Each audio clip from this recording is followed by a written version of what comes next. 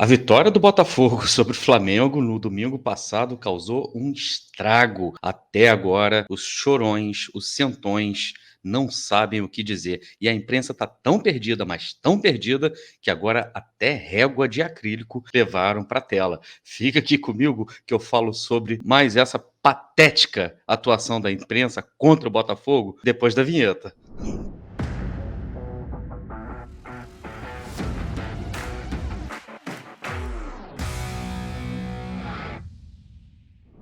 Olá, Helenos e Helenas, eu sou o Társilo Delfim e a gente está trazendo mais alguns minutinhos de RB para vocês. Claro que a gente vai falar sobre tudo o que está acontecendo, principalmente da repercussão da vitória do Botafogo sobre o Flamengo no último domingo. Porém, antes de eu falar com vocês sobre isso, eu queria falar também sobre o fato de você se inscrever aqui na Rádio Botafogo. A gente está se aproximando dos 43 mil inscritos e com certeza a gente quer chegar nesses 45 mil inscritos muito rápido e a gente conta com a sua ajuda. Além disso, é importantíssimo que você deixe seu like aí, porque o seu like nos ajuda a fazer com que os nossos vídeos sejam cada vez mais vistos, porque a plataforma do YouTube entende que o conteúdo é bom e ele vai espalhar cada vez mais para muito mais gente, tá beleza? E eu quero falar também sobre o nosso parceiro, a OneFootball. A OneFootball é o melhor aplicativo de esportes do mundo. Você pode acompanhar notícias do seu time em primeira mão, histórico de confrontos, resultados e tudo o que você imaginar com relação a futebol e os resultados também de campeonatos internacionais, além dos campeonatos nacionais. Tá esperando o quê? O link está aí na descrição. Baixe agora o aplicativo da OneFootball e fique por dentro do que está acontecendo, por dentro dos melhores campeonatos de futebol do mundo. Galera, vocês perceberam que depois de domingo, depois do resultado, né, depois que o Botafogo venceu o Flamengo, começou um chororô na imprensa, uma coisa assim patética, né? Chega a ser patético o que está acontecendo. Existe uma disputa, na verdade, dos canais em quem consegue criar uma narrativa pior com relação ao gol muito acertadamente anulado pelo VAR, o gol do Gabriel Barbosa, que aliás fez chororô para a torcida do Botafogo e agora chora, chora, Gabriel, seu chorão, seu cagão, você que se enfia debaixo de mesa, não tem moral para falar de ninguém. A única coisa que você tem que fazer, na verdade, é aceitar e receba, receba. Agora, com relação à imprensa brasileira, o que está acontecendo, gente? O que está acontecendo que os canais simplesmente ontem, ao invés de focar no Luiz Castro, que deu uma aula de futebol contra o Flamengo, simplesmente passaram a focar no lance do VAR, do gol muito bem anulado do Gabriel Barbosa, e passando uma hora discutindo a central do amigo, né, que a gente costuma brincar aqui de central do amigo, discutindo por horas, né, por que a marcação estava errada, discutindo frame, qual frame estava certo, discutindo a técnica de congelar imagem. Enquanto isso, as mídias do Botafogo, as mídias alvinegras do Botafogo, exaltando a belíssima vitória do Botafogo e também fazendo análises frias sobre o jogo e falando, inclusive, sobre questões táticas e técnicas do adversário. Para vocês terem uma ideia, como a gente faz o nosso trabalho, a gente faz o nosso dever de casa. O que acontece? Eles contavam com a vitória do Flamengo sobre o Botafogo. Já era um dado, já era uma coisa dada. E se prepararam para fazer uma análise mais esmiuçada sobre a vitória do Flamengo. Se prepararam para colocar aquela narrativa de Paulo Souza versus Jorge Jesus com relação àquilo que o Paulo Souza fez contra o Botafogo, que ele não vinha fazendo, que ele teria, em tese, conseguido fazer contra o Botafogo, mas nada funcionou. Nada. O roteiro, por exemplo, que eles tinham preparado, acabou não saindo conforme o combinado. O que acontece, na verdade, que quando a imprensa escolhe falar, né, sobre um assunto e bater em cima desse assunto por 40 minutos, na verdade, é que ela está negando falar sobre outros assuntos. Ninguém, com exceção do Eric Faria, no Twitter, que fez uma menção extremamente feliz, que ele diz o seguinte: um clássico, né, a narrativa é contada pelo vencedor. O Botafogo venceu o Flamengo.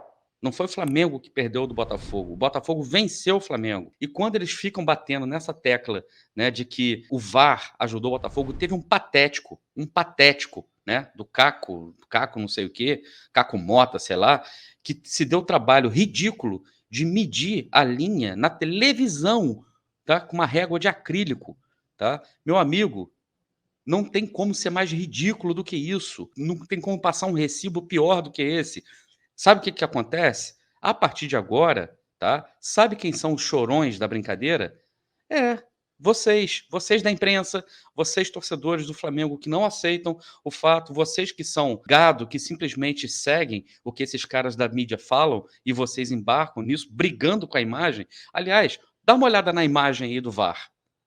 Olha bem para essa imagem, essa linha vermelha. Eles querem brigar com o frame. Gente, aceita. Vocês perderam o jogo. O Luiz Castro venceu o Paulo Souza. E o Luiz Castro venceu o Paulo Souza com todos os méritos. Aliás, também existe uma narrativa de que o Flamengo massacrou o Botafogo. Não é verdade. Assistam a entrevista coletiva do Luiz Castro para vocês verem o que o Luiz Castro fala sobre o confronto. Aliás, dê uma olhada nesse trecho da entrevista aqui que o Luiz Castro fala sobre o confronto e tirem suas próprias conclusões, porque o cara, ele realmente sabe do que está falando. Eu sou Luiz. Boa tarde. Gustavo, Record TV Brasília. Flamengo tem um grande volume ofensivo, todo mundo sabe, todo mundo se prepara para isso. Mas até que ponto o Botafogo precisou responder no decorrer da partida para algo além que o rubro-negro estava fazendo em campo? Eu disse que a estatística não interessa para os jogos, mas os jogos têm estatística e nós lançamos sobre ela. Viu a estatística do jogo? Sim. Sim, 52-48. Sim. Portanto, ataques 17-13, remates à baliza 8-8, andou tudo muito igual. Não houve agora no fim, sabe que no futebol muitas vezes a última imagem é que fica. Houve realmente os últimos 5 minutos do Flamengo um grande volume ofensivo e nós não tivemos a capacidade de sair. E devíamos ter tido a capacidade de sair. E aí esses 5 minutos podem distorcer um pouco a imagem do jogo. Nós tivemos, o Flamengo teve algumas oportunidades de golo, mas nós também tivemos 2 pelo Diego, uma pelo Mateus Nascimento, uma pelo Tché. Portanto, houve ali também um volume ofensivo da nossa parte na resposta àquilo que o Flamengo nos estava a fazer. Por isso eu disse, foram 3 grandes equipas em campo, lideradas bem por uma equipa de arbitragem e, apesar de eu não discordar numa ou noutra situação, mas sempre respeitando a decisão, porque muitas vezes quando eu discordo não quer dizer que eu esteja certo e a decisão é sempre com a equipa de arbitragem e vou sempre respeitá-la. No calor do jogo, às vezes discordamos, mas porque vemos as coisas um pouco para o nosso lado e vai ser sempre assim. Agora, o volume ofensivo do Flamengo foi sustido muito bem por uma linha alta, uma linha sempre concentrada, uma linha sempre bem coordenada. Conseguimos fechar bem o espaço interior que era aquilo que o Flamengo queria muitas vezes, era o espaço interior, conseguimos fechar, e ao fechar o espaço interior, claramente demos um pouco o corredor lateral.